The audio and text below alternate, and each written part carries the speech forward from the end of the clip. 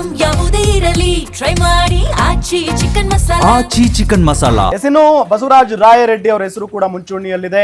ರೆಡ್ಡಿ ಲಿಂಗಾಯತ ಇವರು ಅತ್ಯಂತ ಹಿರಿಯ ಶಾಸಕ, ಸಿದ್ದರಾಮಯ್ಯ ಅತ್ಯಾಪ್ತರಲ್ಲಿ ಒಬ್ರು. ಕೊಪ್ಪಳ ಜಿಲ್ಲೆ ಹಾಗೂ ರೆಡ್ಡಿ ಲಿಂಗಾಯತ ಕೋಟಾದಲ್ಲಿ ಬೇಡಿಕೆ ಇಟ್ಟಿದ್ದಾರೆ. ಸಿದ್ದರಾಮಯ್ಯ ಆರ್ಥಿಕ ಸಲಹೆಗಾರರಾಗೂ ಕೂಡ ಕೆಲಸ ಮಾಡಿದ ಅನುಭವ ಇದೆ. ಇವ್ರಿಗೆ ಏನಾದ್ರು ಚಾನ್ಸ್ ಸಿಗಬಹುದಾ? ಸರಿ ಸರ್, ಆರ್ಥಿಕ ಸಲಹೆಗಾರರಾಗಿರೋದು ಸಮಸ್ಯೆ ಆಗ್ಬೋದು ಇವ್ರಿಗೆ. ಓಕೆ, ಯಾಕಂದ್ರೆ ಪದೇ ಪದೇ ಇವ್ರು ಹೇಳ್ತಿದ್ರು ಸಿದ್ದರಾಮಯ್ಯನೇ 5 ವರ್ಷ CM ಇರ್ತಾರೆ. ಅವರು ಸಚಿವರಾಗೋದಕ್ಕೆ ಎಲ್ಲಾ ರೀತಿಯಿಂದಲೂ ಕೂಡ ಅರ್ಹರು. ಈಗಿರುವಂತಹ 224 ಶಾಸಕರ ಪೈಕಿ ಸಿದ್ದರಾಮಯ್ಯ, ಕೃಷ್ಣ ಬೈರೇಗೌಡರನ್ನು ಹೊರತುಪಡಿಸಿದ್ರೆ ಆರ್ಥಿಕವಾಗಿ ಅತಿ ಹೆಚ್ಚು ಜ್ಞಾನ ಇರೋದು ಬಸವರಾಜ ರಾಯರೆಡ್ಡಿ ಅವ್ರಿಗೆ. ಆದ್ರೆ ಬಸವರಾಜ ರಾಯರೆಡ್ಡಿ ಮತ್ತೆ DK ಶಿವಕುಮಾರ್ ಅವರ ಸಂಬಂಧ ಅಷ್ಟಕ್ಕಷ್ಟೇ. ಮೊನ್ನೆ ತುಂಗಭದ್ರಾ ಇದಕ್ಕೆ ಹೋದಾಗ್ಲೂ ಕೂಡ ನಾವು ನೋಡಿದ್ವಿ.